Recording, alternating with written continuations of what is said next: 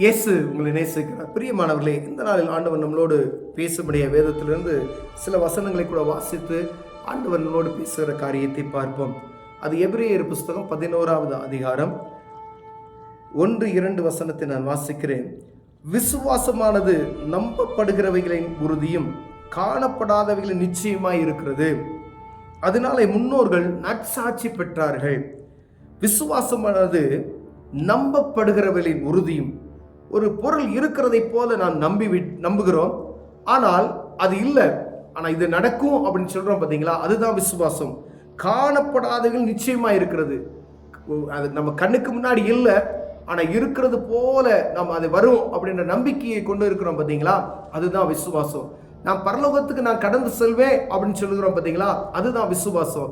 எப்படின்னா அதற்கான காரியங்களே நாம் ஈடுபடும் பொழுது ஆண்டவர் சொல்றாரு, அதனால் முன்னோர்கள், உங்களுடைய முன்னோர்கள் நற்சாட்சி பெற்றார்கள்.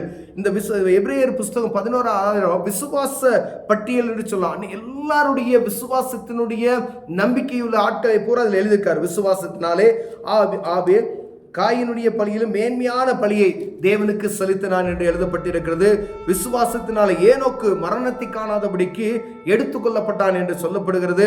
விசுவாசமானால் தேவனுக்கு பிரியமா, விசுவாசம் இல்லாமல் தேவனுக்கு பிரியமா இருப்பது கூடாத காரியம்.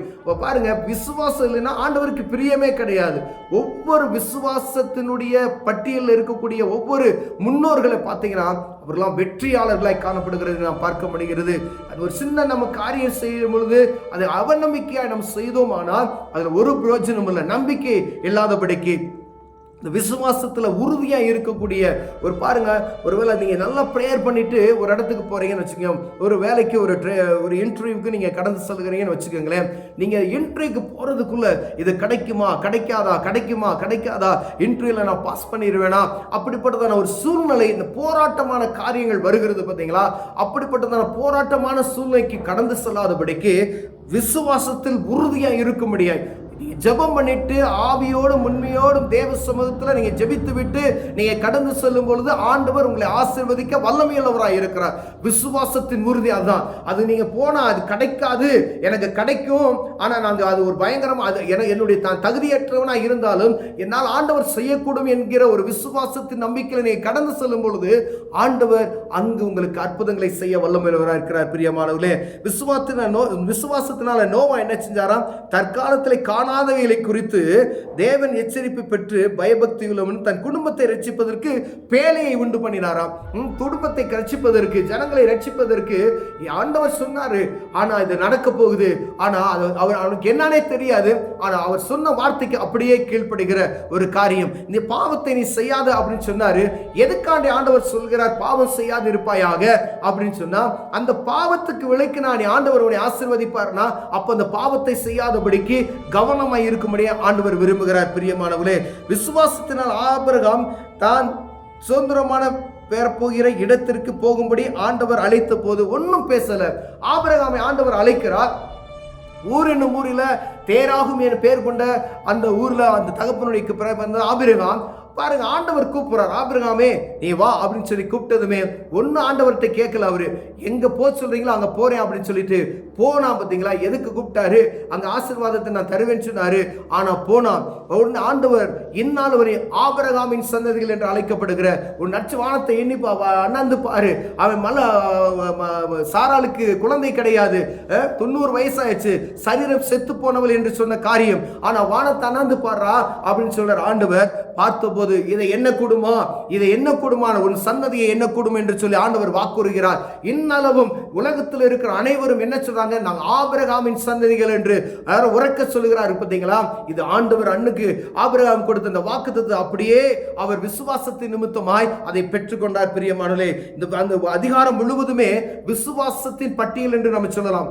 வேதத்தில் இருக்கக்கூடிய அத்தனை விசுவாசிகள் எப்படியெல்லாம் விசுவாசத்தின் நிமித்தமாய் அற்புதங்களை பெற்றுக்கொண்டார்களோ, இந்த அதிகாரத்தில் அதிகாரத்தை நாம் வாசிக்கும் பொழுது நமக்குள்ள விசுவாசம், ஒருவேளை நீங்க தொழில சோர்ந்து போயிருக்கலாம், ஆண்டவர் அதை செய்யக்கூடும் என்கிற ஒரு காரியம் உங்களுக்கு வறுமையானால் தேவ சமூகத்தில் ஜெபித்து விட்டு இந்த அதிகாரத்தை வாசித்து முன்னோர்கள் பெற்ற நற்சாட்சிகள், அவர்கள் பெற்றுக்கொண்ட இன்பங்கள், அவர்கள் பெற்றுக்கொண்ட அற்புதமான காட்சிகளை பார்த்து நாம் அதற்குள் ஊடுருவி செல்லும்படி ஆண்டவர் விரும்புகிறார். பிரியமானவர்களே, விசுவாசத்தினாலே சாராளுக்கு வாக்குத்தத்தம் பண்ணின உண்மையுள்ளவர் என்று எண்ணி கர்ப்பம் தரித்து பலனடைந்து வயது சென்றவராய் இருந்து பிள்ளை பெற்றார்.